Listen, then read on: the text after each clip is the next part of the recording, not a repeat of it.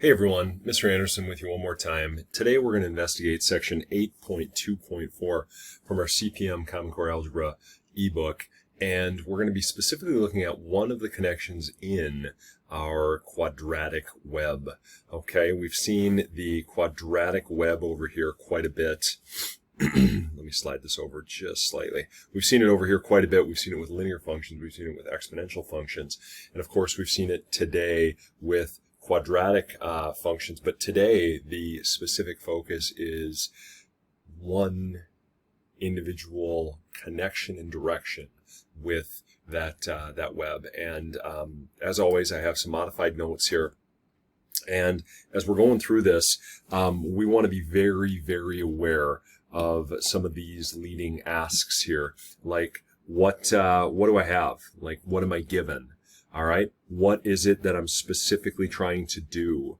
We're going to spend essentially the entire time today focusing on how I can reverse this process.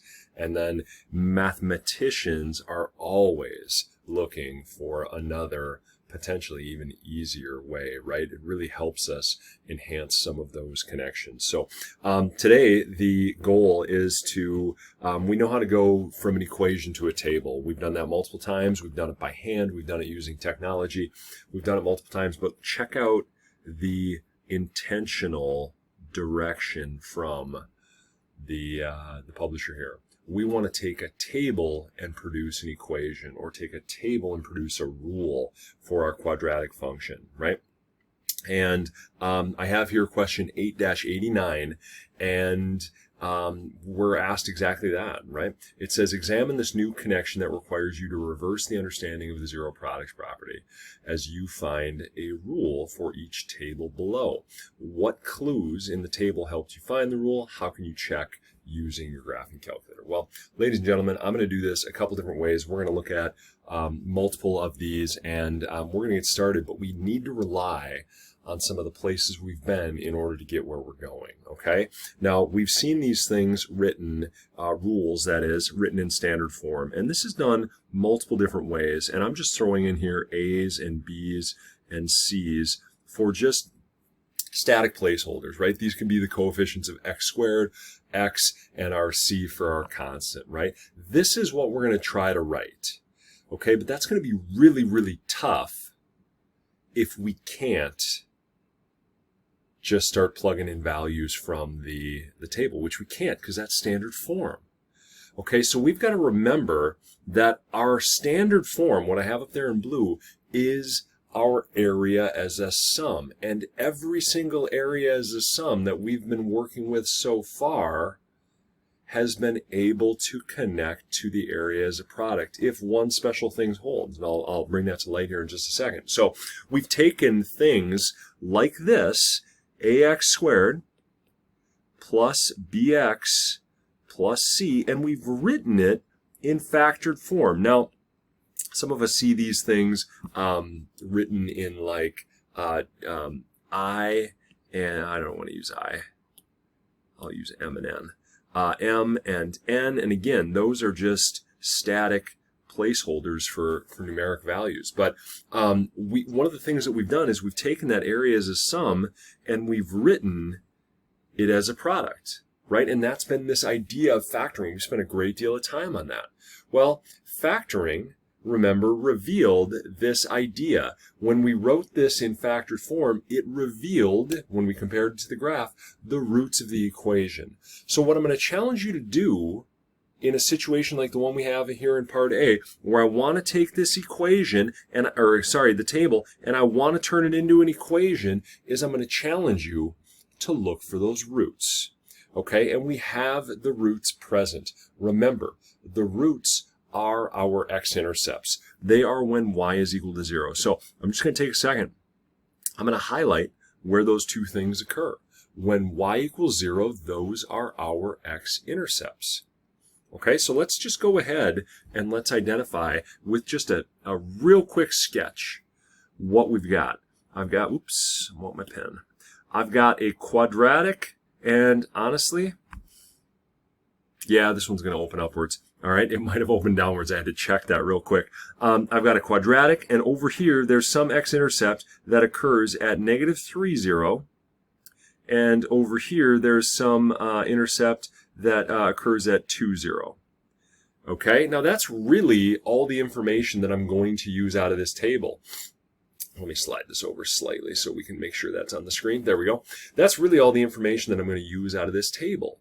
Okay, so what am I going to use that for? Well, remember, this idea of the zero product property helped me find those things as long as I set the factors equal to 0 and solved, right? That when I took each of these individual components and I set them equal to 0 and solved, I came up with those roots.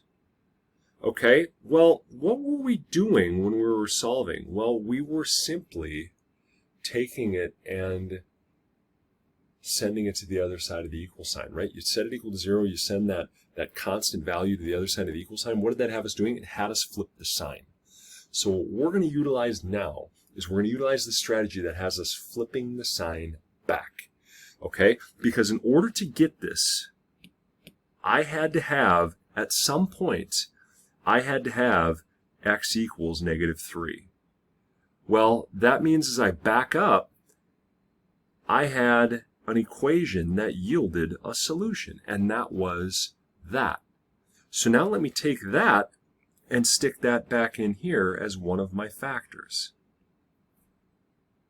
Okay? So notice, I had an m in there, and again, that was just designed to let you know I was going to put a number in there. And now I've identified what that factor is. It's x and 3. Okay? I'm going to do the exact same thing here. In order to get this root, I had to come up with this. Whoops, 2. X equals 2. Well, then I needed a factor that produced that. Well, that was this right here. Okay? So that means that this second factor is that. All right? Now, ladies and gentlemen, let's take this thing and let's work backwards, okay? Again, revisiting a bit of a foiling process. I can take and multiply x and x and I can get x squared. I can multiply x and -2 and I can get -2x. I can multiply 3 and x and I can get +3x. And finally, I can multiply 3 and -2 and get -6. Now, that's a bit clunky. We don't want to leave it that way. What we're going to go ahead and do here is we're going to take and combine our like terms. -2x and 3x makes +1x. And now if I set that equal to y, folks, there is my rule. Okay, of course, as always, there's a check, right? We want to make sure we are going to be right with this, so we can go to our good old friends at Desmos.com. I can open up a new tab. I can click on the graphing calculator. I can enter what I think my answer is. Y equals x squared plus x minus 6. And I can verify that, number one, I've got the intercepts I think I should have, -3 and 2. Definitely have them. We're in great shape. But maybe I just got lucky. Maybe there's another parabola that goes through those intercepts. So what we're going to do now is we're going to create a table, and we're going to just verify. Whoops, I don't want to move that. Sorry.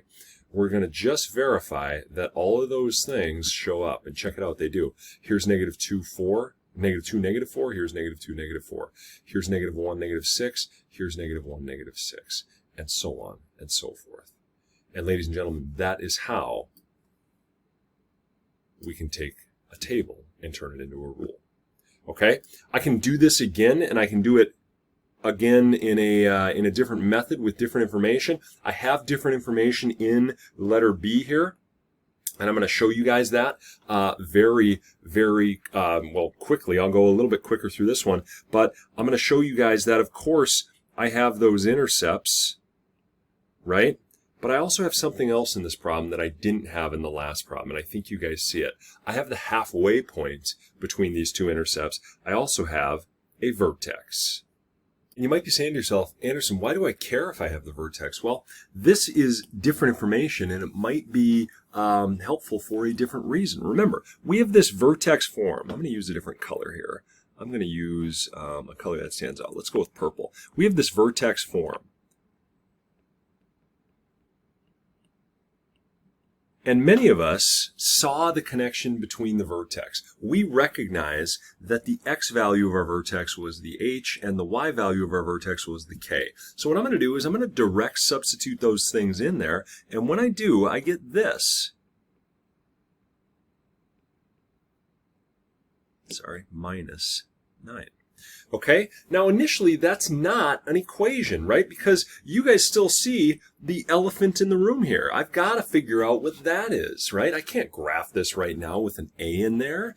That's not enough info. I'm only allowed to have an x. I'm only allowed to have a y.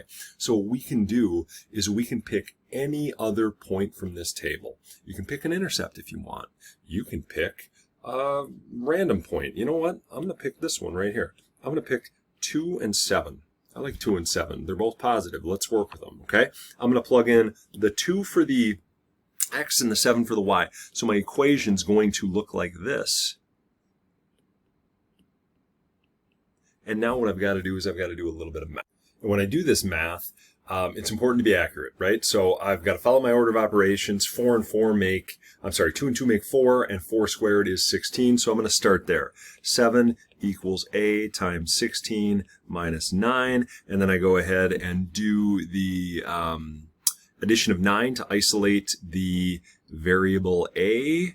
Okay, so what I end up with here, folks, is going to be 16 equals a times 16, or 16a, and now I just divide both sides by 16, and I get a is equal to 1. So what I can do is I can rewrite this now, y equals 1, or if you want, leave that off, times x plus 2 squared minus 9, okay? And I can leave that in vertex or graphing form just like that, or I could write it in an alternative form like intercept form or standard form like we saw in the previous problem.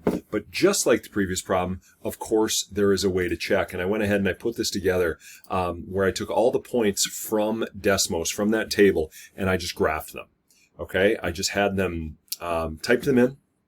Into a table, had Desmos graph them, and now what we're going to do is we're going to type in what we think the equation or the rule is, and guess what? It better hit all those points, because if not, we made a mistake. So I go like this, I go y equals 1, and in parentheses, x plus 2 squared, and then finally plus 9, minus 9, whoops.